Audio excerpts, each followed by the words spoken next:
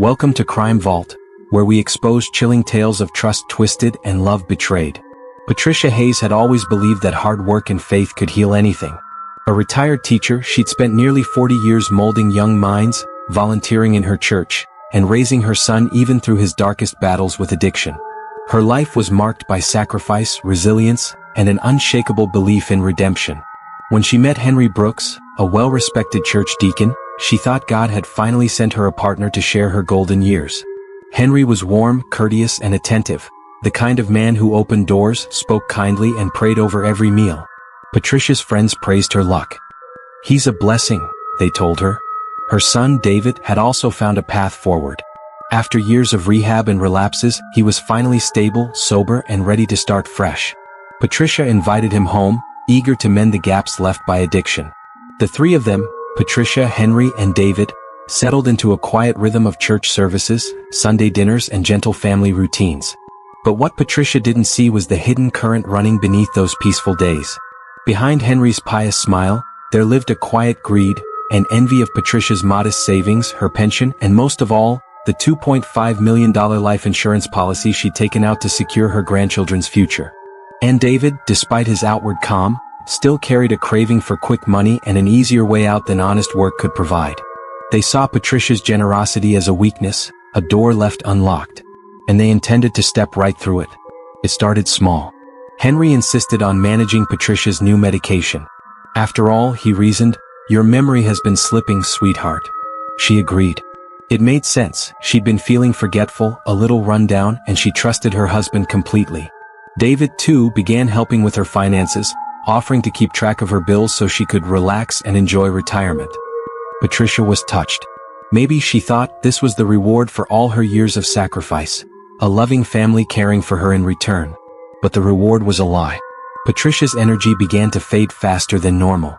She grew dizzy on simple walks, sometimes confused in conversation, and found herself too exhausted to even get out of bed some mornings.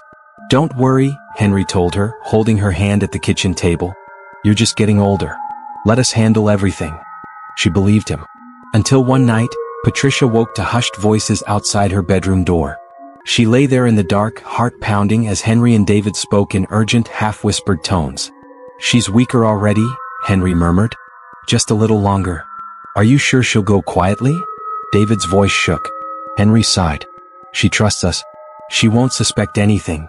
Patricia could barely breathe. She felt as if her lungs had turned to ice. They were talking about her, plotting. When Henry finally crept back into bed, Patricia kept her eyes closed, pretending to sleep. Inside, her mind was on fire. The next day, she forced herself up, legs shaking, and rummaged through a small cedar box in her closet. There, beneath old greeting cards and photos of her students, was a tiny black voice recorder she'd once used in her teaching days. Patricia tested it. It worked. That night, she tucked the recorder inside her nightstand drawer, microphone facing outward, and turned it on. If they planned to harm her, she would catch every word. Night after night, Patricia endured. She pretended to sleep, while the recorder captured conversations that would chill any heart. Henry described how he had been changing her medication. David wondered aloud whether they could forge her signature for bank withdrawals. Henry cautioned him to wait until the insurance policy paid out, just in case. Patricia listened the next morning, hands trembling, to the sickening truth. They were poisoning her, slowly, with the same medication she trusted Henry to give her. The same son she had carried, nursed, forgiven, and supported, was plotting her murder for a payout. But Patricia refused to be a silent victim. She started leaving coded notes to herself, hidden between the pages of her church bulletins, describing her symptoms and suspicions. She documented every strange taste in her food, every time she felt disoriented after drinking tea Henry brewed. And always she let the recorder run. Her body was growing weaker, but Patricia's mind had never been sharper. She decided she would gather enough evidence to expose them, to save herself, or at least ensure they paid for what they had done. Yet one question haunted her day after day, stealing sleep and peace. Who would believe her? Henry was loved in their congregation, a deacon with a spotless reputation. David was her flesh and blood. How could a mother accuse her own son? The burden crushed her. The only relief came in those quiet moments alone with her recorder, whispering, "If something happens to me, listen to this." As Patricia's health continued to decline, she worried she might not have enough time. Her legs ached. Her chest felt tight. And still, the men who claimed to love her went on, smiling, praying, plotting. Patricia had to act, but how? Could she slip the recorder to someone she trusted? Maybe her neighbor or her old teaching friend. Could she call the police without raising suspicion? The window was closing. She could feel it. Every bite of food, every glass of water felt like a test of will. One night, after a particularly dizzy spell left her collapsed on the bathroom floor, Patricia made a choice. She would confront them. She would look Henry and David in the eye, tell them she knew everything, and dare them to finish what they had started. It was reckless. It was dangerous.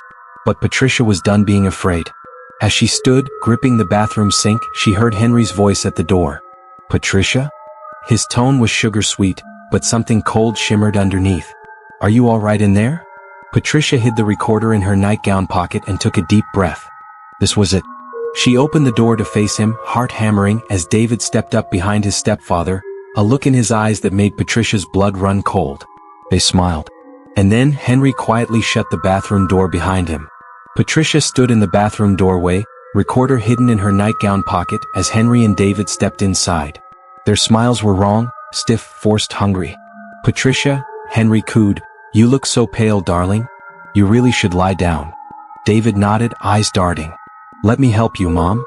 For a heartbeat, Patricia felt a tidal wave of grief.